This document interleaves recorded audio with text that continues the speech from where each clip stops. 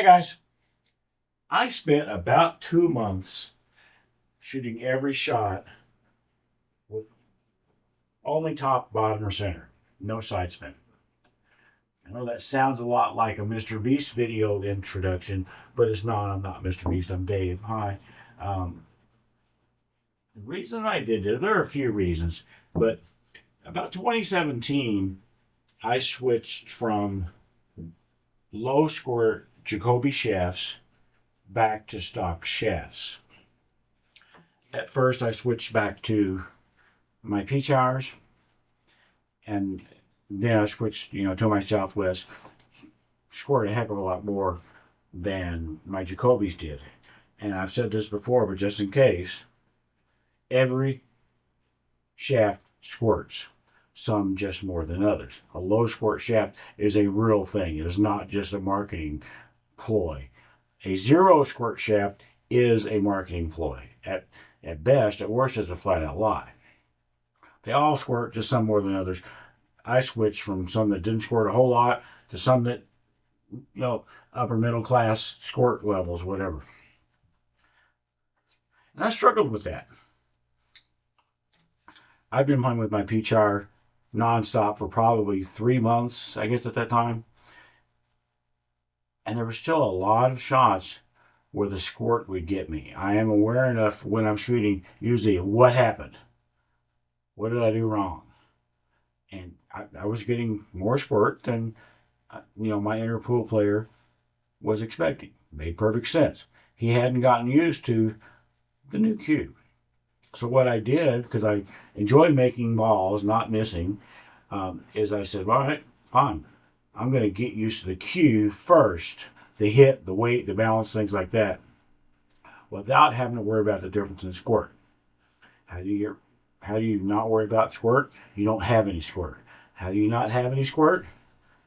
You don't put any side spin on the ball. And so that's what I did. As a bonus, without having any squirt, I also didn't have any swerve. On a shot that's long enough or slow enough, the cue ball will squirt in one direction and then swerve back. I didn't have that. Vertical axis, didn't have to worry about that. Didn't have to worry about spin-induced throw. Like if I want to shoot this 10 with a lot of left English and make the 10, a lot of the reason the 10 is going to go towards the pocket is not because where I hit the 10, it's because the cue ball is spinning clockwise in that case, which is going to throw the ball more in this direction. So I had to worry about cut induced throw. That happens on any cut. When I first started playing, I guess seriously, even before that, when I was just watching like Wide World of Sports or whatever, back in the old days, we used to have to watch shows on television, not on our computers or on our phones. And if you missed it, you probably never see it again. It was never going to be on again unless it was a rerun. But I watched Wide World of Sports with my dad, and every now and then one of the guys, Alan Hopkins was a big commentator back then, he would say, the pros never use English. And that was like part of the first knowledge that I ever got about pool. Problem with that is it was wrong. Pros use English all the time. Nowadays, that type of saying, advice, has evolved a little bit into pros only use English when it's necessary. And that makes more sense. But some pros use it all the time. Earl spins every shot. I've heard him refer to making a shot as spinning a shot in. He doesn't cut a shot in, he spins it in. But for the most part, I think, use it when it's necessary. The problem kind of is, how do you know when it's necessary? When I'm starting out, I'm used to putting a little bit of bottom outside on tilt shots. Was that left spin necessary on that shot? Don't know. It's the only way I've ever shot is with left English.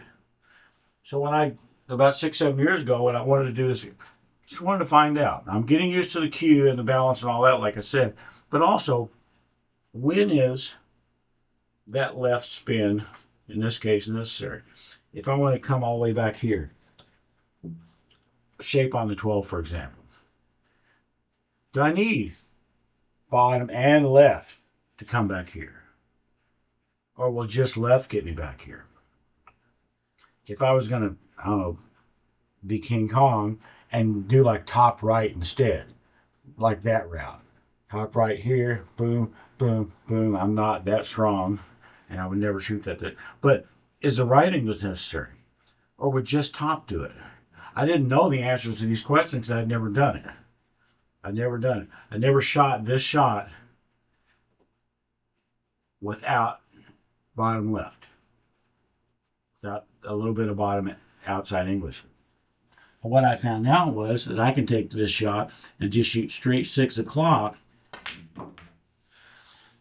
and I can come back pretty much fine and get on the 12.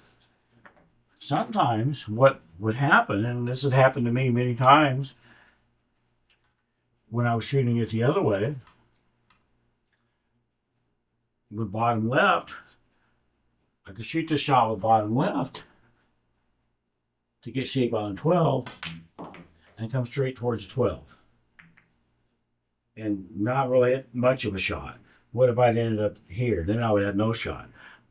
That was happening a lot to me. That's just one example of a situation where, English can be bad.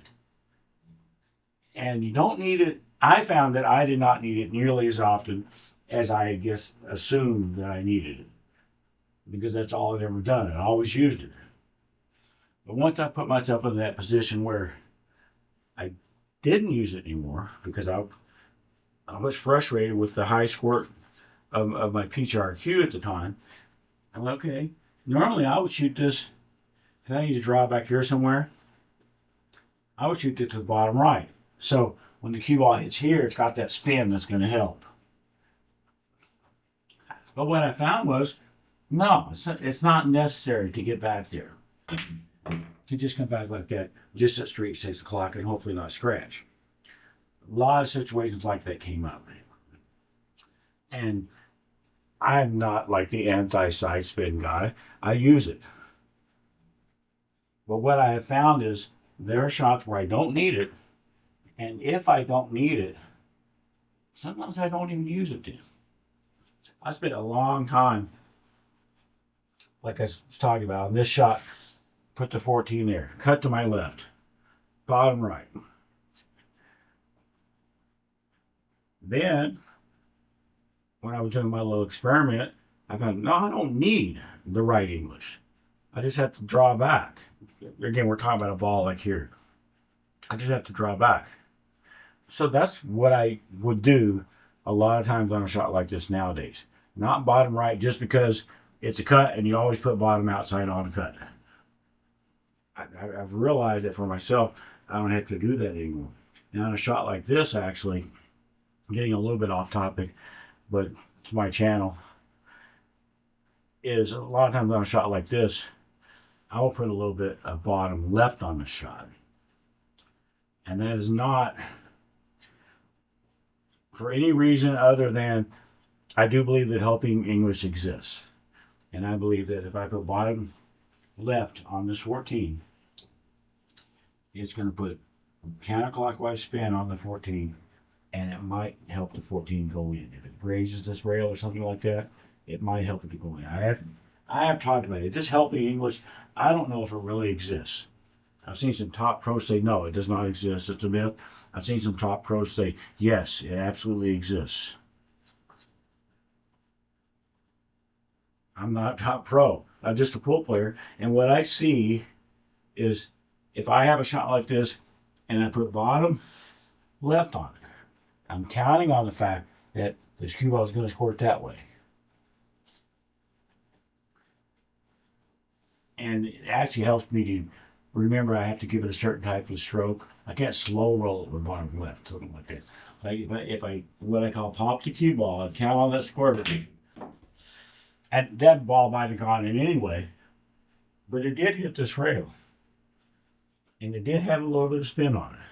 So maybe it hit this rail, had this spin, which helped it to go in. Maybe if it had the other spin or no spin, maybe it wouldn't have gone in. Maybe it would have bobbled.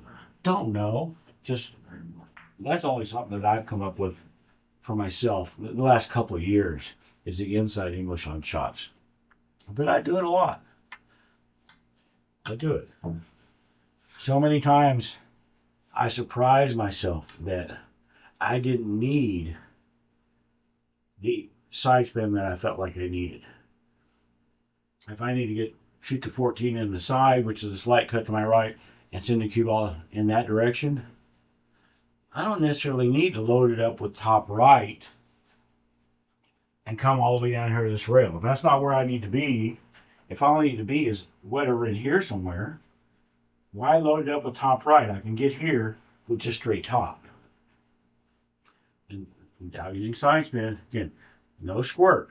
There's no squirt. There's no swerve. Although I usually shoot hard enough that that's not a big issue in a shot like this. And it just makes it more consistent. Makes me more consistent to just shoot this shot like this with just straight top and get down here this way. Didn't have to worry about the swerve. Didn't have to worry about the swerve. This is a big deal. I've made videos before and talked about the reasons people miss. They miss a shot they don't think they should have missed. A lot of times it's squirt. A lot of times it's swerve. Vertical axis, you don't have that. You only have yourself to blame if you miss, I guess. There could be other reasons, but I'm not the anti-sidespin guy, like I said. But what I have learned is that you don't need it as much. I don't need it as much as I thought I did. So I'm a little bit closer to what the current advice is from the top guys, is the top players only use side spin when necessary. And so I'm closer now to knowing when is it necessary, instead of just assuming that it's necessary because I've been playing that way for 4 years. That's all I want to say about that. And, oh shit, just in case you're still here and still awake, this is a momentous occasion, kind of. I have a new camera. That is the first real camera I've ever had. Every other camera I've ever had has been a camcorder or my iPhone. I mean, when I was a kid, I had like Polaroids, but for the YouTube, this is a real camera. It took a lens and stuff, and you have to turn the focus to. I might have to go back to college to learn all the settings on this camera, but it works perfectly fine for my needs. I also got new microphones, so in theory, you can hear me no matter where I'm at around the table.